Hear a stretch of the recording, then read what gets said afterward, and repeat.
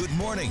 From Fox 5 News, this is Good Day Atlanta at 7 a.m. We're going to win. Yeah, we're going to win. I think they're going to do awesome. We're going to go all the way, win it all. Hashtag back to battle. The countdown is on for Game 1 of the National League Division Series against those Phillies. Oh, yeah. This morning we have live team coverage on what you can expect as the Braves prepare to defend their World Series title. Good morning, everyone. Welcome to Good Day Atlanta at 7. I'm Elise Edie. Elise, good morning to you. And good morning, everyone. I'm Buck Lanford. We appreciate you joining us on this Tuesday, otherwise known as Game Day. It's absolutely game day. And it's a good one, too. Yeah, good. Weather-wise. Matchup, good weather, day game for us. A day, people to go I to know, bed early. nice and early. A lot of good things. We like that. Let's check with meteorologist Joanne Feldman. I'm so sorry. It even says Jeff Hill, and I've done this I have no idea, Jeff, why I just said that. She's focusing on the game. She's thinking about the game. That's what it is. It's also Taco Tuesday. Let's not Well, forget okay. that. What a day. Yeah. It's a fantastic day out there. Here's a look at the forecast for today. A lot of sunshine. Temperatures will be climbing into the mid to upper 70s by later on this afternoon. So it is going to be a beautiful day. Different story, though, for tomorrow. We're going to have the rain moving in. So Game 2 looks like it's going to be a little bit wet. And if you don't have tickets, watch it live right here on Fox 5 later on this afternoon. Current temperature for you outside at the airport, 57. Dew points at 53. Humidity right now at 87%. So pretty nice start to the day. In fact, milder than it was yesterday, about 8 degrees warmer out there right now. And temperatures as high as 62 down toward Thomaston, as cool as 42 as you head north up toward Blue Ridge. So it's pretty cold this morning up in the mountains. And our chance for rainfall starts to go up right as we get into late tomorrow afternoon, right about the time that the game starts out at Truist Park. Forecast for today, though, partly sunny, warm, highs in the upper 70s. I'll have your 7-day forecast coming up in just a few minutes. All right, Jeff. Thank you. See you soon, Jeff. Checking Skyfox traffic for you now. The downtown connector is all green. It looks good between Langford Parkway and the Brookwood interchange. You can look forward to a smooth 9-minute trip time. Well, to your big 3 now from the northern suburbs. I-75 out of Cobb County is all green. That's 12 minutes. No problems on Georgia 400. That's 14 minutes. And to ride in from I-85 in Gwinnett County, a bit slower right now, and that should take 19 minutes. 7:02, 2 people are dead after a shooting at a Clayton County townhome community. Now police are trying to find the gunman. Good Day's Mark Tigner is live at Clayton County Police Headquarters with more on this developing story. Mark, good morning. Well, good morning, guys. We talked with a woman who actually lives in that complex, and she shared a heartbreaking tale of trying to comfort one of these victims as he died. He's right there. He's gone. There's another one over here, too. It's 2. There's one more, baby. Neighbors direct Clayton County Police to the victims after gunfire claims 2 more lives. The shooting happened Monday afternoon at the Riverwood Townhomes on Flint River Road in unincorporated Jonesboro. I heard initial popping sound. I was like, is it firecrackers? But then I realized I heard children running. While other residents called 911, a woman sat with one of the victims in the parking lot. I was holding his hand. And I was just trying to make sure that he stayed calm as possible. And at that point, I knew he was going into shock. Sadly, he died before help could arrive. And he was taking his last breath, and his last words were, "Mama, mama, mama." And it gave me a chill inside of my body that I just will never, ever, ever forget. She wants the young man's family to know he didn't die alone. I want to send my condolences to the families and to the loved ones who've lost their children today. The names of those victims have not yet been released, nor have police told us if they have a motive for this crime or a suspect description. If we do get an update from them, we'll pass that information along to you. Reporting live from Clayton County Police Headquarters, I'm Mark Teichner for Good Day Atlanta. Mark, thank you. Well, just a reminder now, if you plan on voting in the November elections, today is the last day to register to vote. Early voting kicks off this Monday. It runs through November 4th. Election day is Tuesday, November 8th. Well, today the Braves start their playoff journey as they prepare to take on the Phillies in the NLDS. Yeah, the Braves are calling the NL East clinch 22-22 because they clinched their 22nd franchise title in 2022. We have live team coverage of this big day for the home team at Truist Park. First, though, let's head over to Good Day's Natalie McCann and Ron Gant, who joined us live from inside the stadium. Good morning, guys. Good morning. It is game day, game 1 of the NLDS. Man, I cannot wait to watch this game. Yeah, just a few hours away now. And Ron, you know, these two teams are very familiar with one another. That's an advantage, I would assume, would you say, going into the NLDS? Yeah, and one of the things that when I first think about this series is the Phillies know the Braves really well. The Braves know the Phillies really well, but it all comes down to pitching and defense. The Braves are one of the best defensive teams in all of baseball. The Phillies are good defensively as well, but when these two teams match up, the Braves just they know how to try to make the Phillies beat them.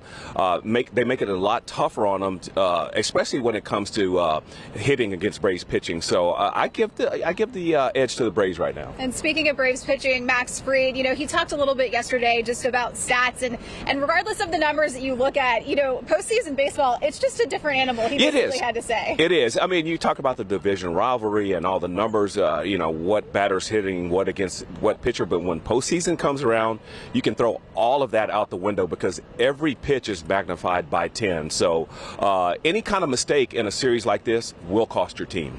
And Fox 5 Sports' DJ Shockley spoke with Max Fried and also Dansby Swanson, who were showing a lot of love and praise for one another.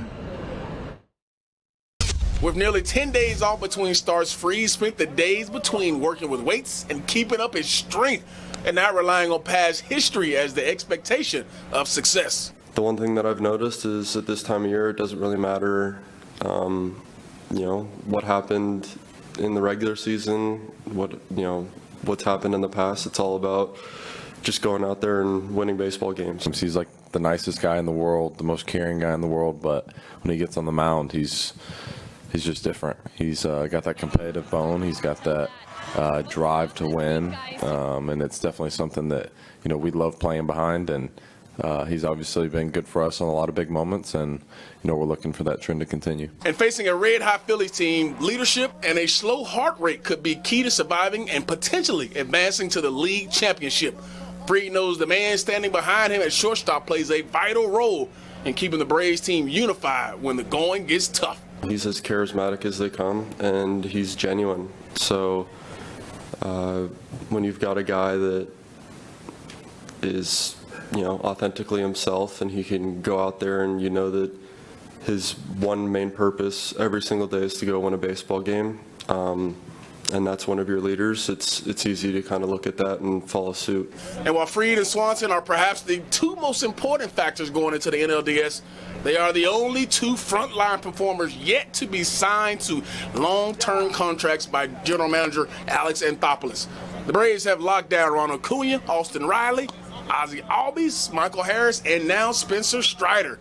But it remains to be seen whether these two will be next. And they've obviously done a good job of being able to piece together players and, from different backgrounds, from different ages, that all have basically come together and bought into what we, have created here. And, you give Alex a lot of credit for being able to recognize talent, for being able to, kind of push the right buttons, and, so far he has. I'm DJ Shockley for Good Day Atlanta. Yeah, Max Fried, a pitcher that works fast. He throws strikes a lot. He goes out there. He keeps the defense on their toes. Dansby Swanson, one of the best shortstops in the game, Natalie. Two key cogs for the Atlanta Braves, starting pitching and a really good shortstop that can hit. So I'd like to see those guys in the Braves uniforms for a long time. Oh, yeah. I mean, and like Dansby said, it's been really incredible to see what Alex Anthopoulos has been able to do with just this team. Amazing moves by the front office for sure. Okay, so let's talk about what it's going to be like here at Truist Park today. We know it's a sold-out crowd, and security is going to be beefed up just to make sure that fans are safe. We're going to check in with Good Day's Caitlin Pratt, who's also live out at the Battery for us this morning. Hey, KP, good morning. Hey, good morning to you both. Okay, so listen, planning for today started a year ago after the World Series, right? And officials here in Cobb County looking back, looking at things they did well and things they could improve on. We're really excited about the playoffs. 40,000 people in Truist Park, plus the tens of thousands in the Battery. That's a lot of people to keep safe. We need someone to coordinate between the stadium and the Battery. So public safety officials from Cobb County are working together to plan traffic flow, crowd management, and emergency response. You've seen throughout the country all the different things that can happen at an outdoor event or a scheduled special event. So we prepare for anything. Police, fire, EMA, transportation, and information services have been working with the Braves staff and within their individual departments, adjusted assignments. Use staff that's off duty, and then we use a lot of our administrative staff stepping into roles as well so that we don't impact our response division. Making sure all their bases are covered to keep fans safe.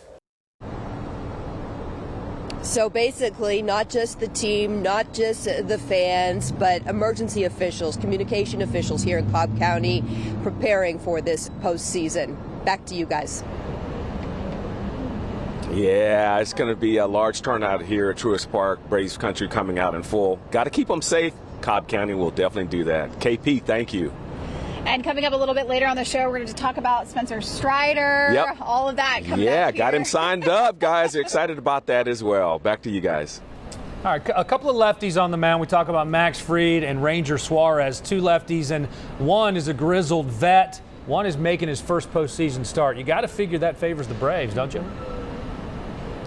You do. I mean, you have experience, a guy that hasn't pitched in the postseason. You have experience by Max Fried, who pitched in the World Series last year, did a tremendous job, ended up winning the World Series. Suarez is going to be a little nervous. There's no doubt about that. But I'm sure right now his pitching coach and some of the players are saying, hey, slow the game down, take some deep breaths, and just try to throw strikes. So that's going to be his game plan for sure. That's not who you named your dog after, is it? Is it? No, okay. It's not. Yes. We'll see y'all soon. Thanks, guys. Thank y'all. Again, game one starts this afternoon at 1:07 right here on Fox 5. Pregame show begins at 12:30. Well, our time is 7:12. Let's check back in with Fox 5 Storm Team meteorologist Jeff Hill with the forecast. And the forecast is looking wonderful as we gear up for game day, Jeff. It really is looking great for this afternoon. Couldn't ask for better weather. We'll have a little bit of cloud cover coming through, but tons of sunshine. Temperatures will be comfortable. Humidity is going to be low. Chance of rainfall non-existent for today. Once we get into tomorrow, though, that's when the rain's going to arrive. And unfortunately for game two, which first pitch tomorrow is at 4:35, that's right when the rain is going to start moving through. So we'll see what that does as far as any delays or postponements. Here's a look at the almanac. High temperature yesterday, 76. We're going to get up to 77 later on this afternoon. No rainfall so far this month. In fact, we haven't had any rain since going all the way back to the 20th of September. You can see some temperatures really cold up across portions of the Appalachians all the way into portions of Pennsylvania, back down into Tennessee in the 30s there. We're sitting at 57 here. Warm weather, though, back out in the plains, and that warmer weather will be arriving as we head into tomorrow. Tomorrow's high temperature should get up to around 75, 76 on Thursday, 73 on Friday, and cooler and nice and pleasant as we head into and through the weekend. Thank you, Jeff. Checking your Skyfox traffic now, starting with your ride in from Conyers. Morning volume slowing things down. Should take you about 23 minutes now from Highway 138 over to the east side perimeter. Stone Mountain Freeway, that's running smoothly all the way in from Snellville. No problems or delays to worry about there. That's nice to hear. And the east wall of 285 moving pretty well too, northbound and southbound. Should be about an 18-minute drive between I-20 and Spaghetti Junction. Our time is 7:13. Scientists are experimenting with a new probiotic to help reduce the main source of methane emissions. And it has a lot to do with cow burps. We'll explain. President Biden and Ukrainian President Volodymyr Zelensky will both take part in an emergency G7 meeting today, responding to recent Russian attacks. I'm Doug Luzader in Washington. We'll have more on what may come of that coming up.